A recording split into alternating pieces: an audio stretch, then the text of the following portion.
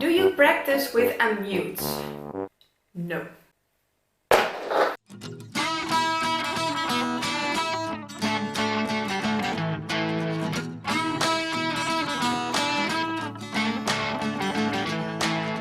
Hey friends, welcome back. We have come to questions about the equipment I'm using.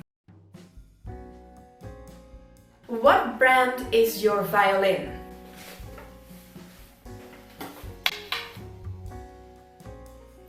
Well, my acoustic violin, which is a rental, was built in 1931 by a dude named Ignatio Markert. I hope you can see through the F-hole.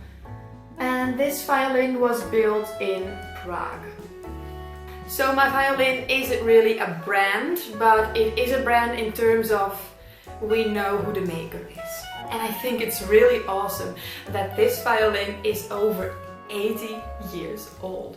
Where did you get your violin? I went to a luthier in a town named Zwolle, which isn't too far from where I live, and this man builds violins, sells violins, and also rents violins. What rosin do you use? I got my rosin when I rented my violin. The brand's name is Paganini, and it's a dark rosin, and well, I don't know much about it, but it works fine. About your electric violin, why did you choose it, and would you recommend it?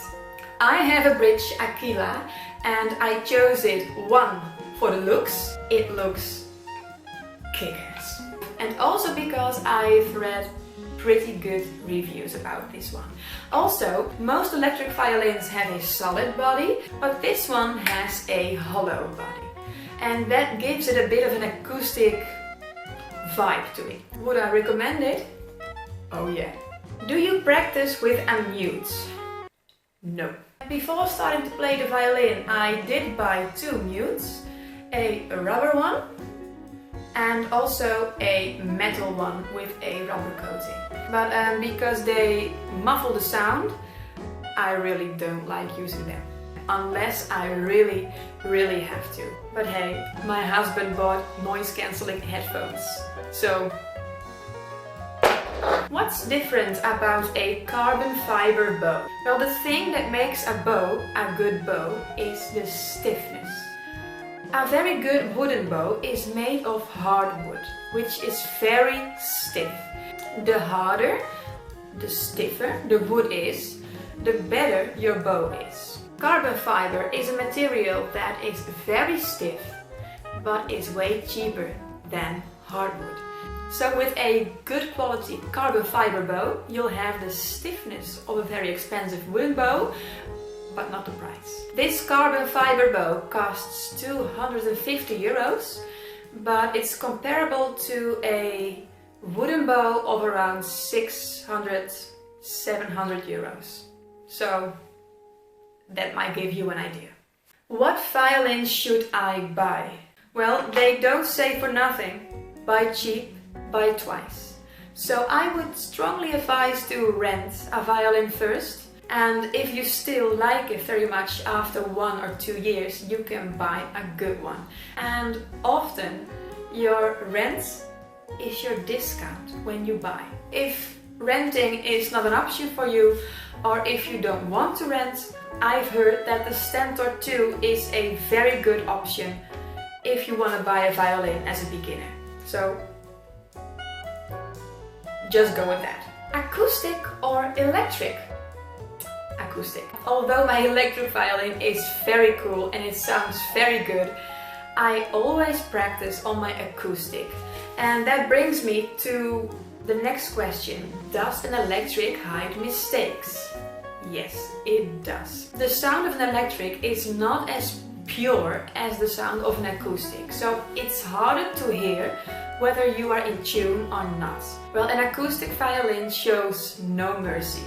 There is no effect to hide your mistakes behind, and it shouldn't. If you want an electric violin, see it more as a gadget next to your acoustic violin and not as your main instrument. I bought my electric because of the looks and the sound, but I always practice on my acoustic.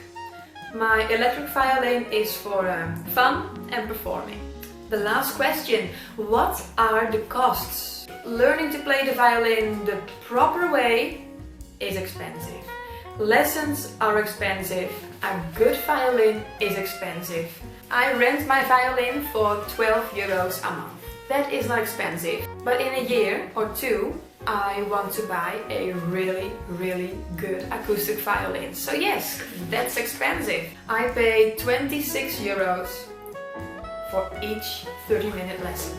But if you buy a cheap instrument and you are self-learning, well, in that case it isn't that expensive. But I prefer the proper way. When you want to learn something or do a hobby, quality equipment is key.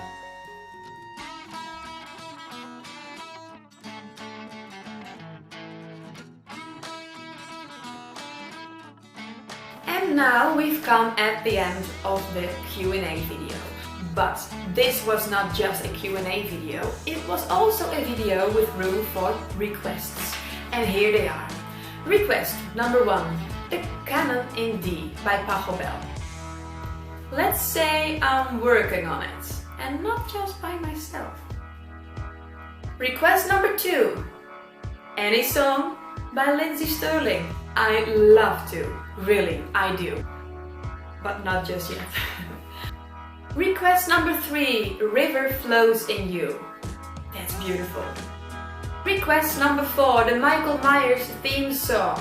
I've never heard of that, but I've written it down. Request number 5, a song by Alexander Rybak, which I've also never heard of, but that's what Google is for. Request number 6, Transformation by the London Metropolitan Orchestra. I could look into that. And the last request, play the violin in crazy scenes. On the street? While dancing? In a clown suit? I don't know. So guys, now we're definitely at the end of the video. I hope I have answered your question to your liking. Thank you all so much for watching. I really could not expect back in August that I would get close to 1,500 subscribers by now. And all your comments and questions and other sweet, nice words really keep me going.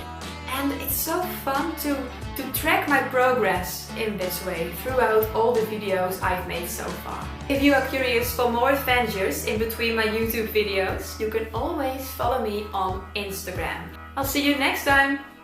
Thank you for watching.